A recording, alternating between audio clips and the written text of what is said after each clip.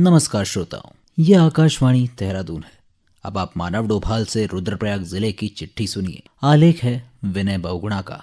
सुबह और शाम की कड़ाके की ठिठुरन के बीच जनवरी माह का पहला पखवाड़ा रुद्रप्रयाग जिले के लिए खुशियों भरा रहा।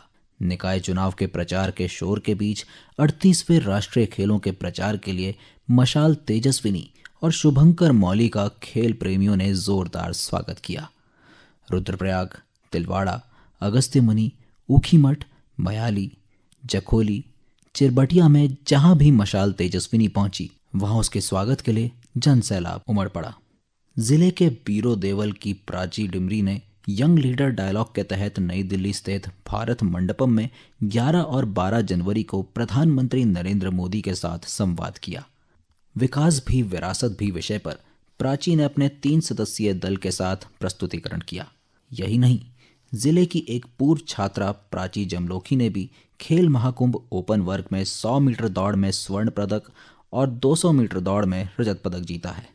98 लाख से अधिक की लागत से बनने वाले इस मिनी स्टेडियम में 200 मीटर दौड़ के लिए 6 लेन का सिंथेटिक ट्रैक भी बनाया जाएगा। लोक भाषा व क्षेत्रीय बोली को बढ़ावा देने के लिए जिले के 65% से अधिक माध्यमिक स्कूलों में गढ़वाली में प्रार्थना का गायन हो रहा है। मुख्यमंत्री पुष्कर सिंह धामी ने जीआईसी खेड़ाखाल की गढ़वाली प्रार्थना को अपने सोशल मीडिया पेज पर पसंद करते हुए सराहना की है।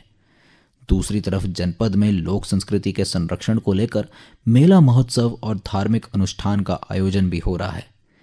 बीते वर्ष 26 नवंबर से जखोली ब्लॉक के सिलगढ़ पट्टी की आराध्य मां इंद्रासणी देवी 12 वर्ष के उपरांत अपनी देव यात्रा पर अपने हक हकूकदारी व नाली थाती के गांव का भ्रमण कर रही है। आगामी 27 जनवरी को मां भगवती इंद्रासणी की डोली भ्रमण कर अपने मूल मंदिर कंडाली गांव वापस लौटेगी।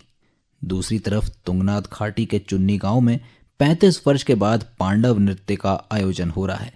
इस अनुष्ठान में प्रवासी ग्रामीणों के साथ ही ध्यानिया और प्रवासी भी शामिल हो रहे हैं। इससे पूर्व बीते दिसंबर माह में ऊखीमठ के पंच केदार गद्दी स्थल ओंकारेश्वर मंदिर में 6 वर्ष के बाद आयोजित पांडव नृत्य का 23 दिसंबर को समापन हुआ।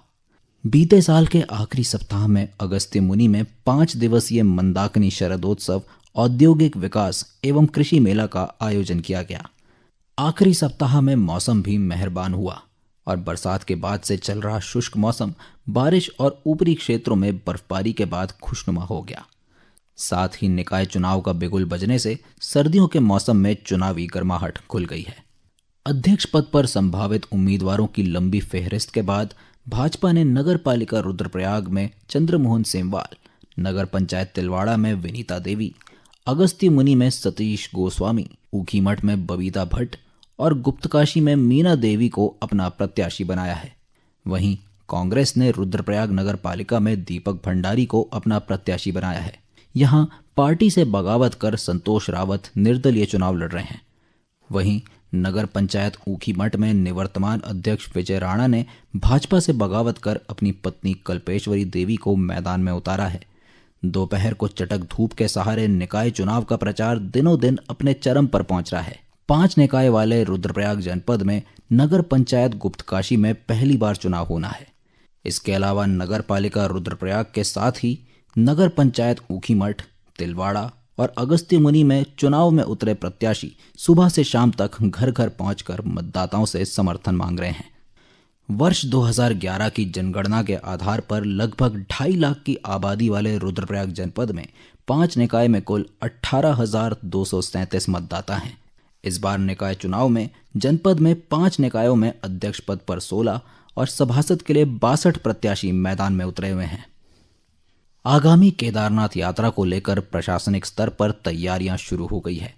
रुद्रप्रयाग के जिलाधिकारी डॉक्टर सौरभ गहरवार के नेतृत्व में पुलिस अधीक्षक अक्षय प्रहलाद कौंडे सहित अन्य अधिकारी केदारनाथ धाम पहुंचे और बर्फबारी से हुए नुकसान का जायजा लिया। जनपद में 4 स्थानों पर ई चार्जिंग स्टेशन का निर्माण किया जा रहा है, जिसमें से 2 स्थानों पर कार्य लगभग पूरा हो चुका है। इन चार्जिंग स्टेशन के बनने से आगामी समय में जनपद रुद्रप्रयाग में ई वाहनों की खरीद को नया आयाम मिलेगा। इसके साथ ही जिले की चिट्ठी का ये अंक समाप्त हुआ। नमस्कार।